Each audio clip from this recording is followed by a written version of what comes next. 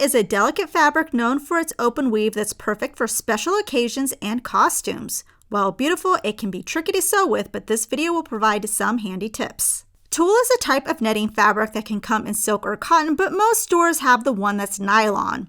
It can also come in several colors and in different widths. It can be both soft and stable, which not only gives an airy effect, but can be used to add volume. This is why it's used in bridal sewing, costumes, tutus, and petticoats. While beautiful and light due to the open weave, it can be difficult to work with and can snag, tear, and shift. When choosing a design, stick with something simple and not overly complicated. It's not meant to be fitted and tailored, but soft and with volume. Because it can be shifty, cutting with scissors can result in jagged edges. It's better to use a rotary cutter and mat for a perfect edge. If you find that it's really staticky, you can spritz it with some water mixed with a little bit of fabric softener. Tulle can wrinkle easily but does not handle heat well and can melt with a hot iron. To press, use a steamer or set it inside a steamy bathroom. If you need to use an iron, use a low heat setting and put a press cloth between the fabric and iron. Straight pins don't stay in well. Instead, try clips or small safety pins to hold layers together. When it comes to sewing, you want to use an 80-12 or 70-10 size needle, either universal or stretch. For thread, you can use an all-purpose. The holey texture can make it hard for stitches to catch, and sometimes the stitches can come out of tulle.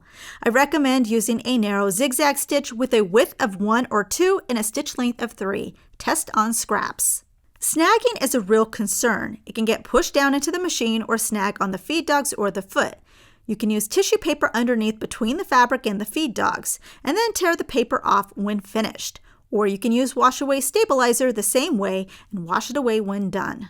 For the presser foot, use a Teflon foot, or if you don't have one, put invisible tape on the bottom of the presser foot. Because the fabric is translucent, you'll be able to see any seam allowance from the right side. After you do a seam, you can trim down the seam allowance or make it less noticeable. Or if you want something neater, you can do a French seam. We'll put a link in the description for this. Usually you'll be creating fullness, which means the tulle is gathered. Feel free to sew multiple layers of tulle together at once. You can use a gathering foot or gather by hand. To gather by hand, use the cording method. This means take a cord or even dental floss and do a zigzag stitch over the top of it wherever you want tulle gathered. Keep the cord centered to the stitch. At one end, tie a knot in the cord. On the other end, pull it and your tulle will begin to gather so you can use it in your project. If you want to see how to create a tulle skirt, check out our tutorial. We'll put a link in the description. The nice thing about tulle is that it doesn't fray, so the edges don't need to be finished. In fact, as long as the edges are cut neatly, they look better unfinished. If you want to create more shape or body to your hemline, you can wrap the hem edge in satin or velvet ribbon and sew in place, or use horsehair braid or fishing line to create shape. Sewing with tulle can be somewhat intimidating when first learning to sew. While it's not easy, it can be mastered with a little practice to create beautiful pieces. Our book, Professor Pincushion's Beginner Guide to Sewing, Garment Making for Nervous Newbies, is now available to order. Go to professorpincushion.com/books or click on the link in the description to see a list of vendors where you can purchase it.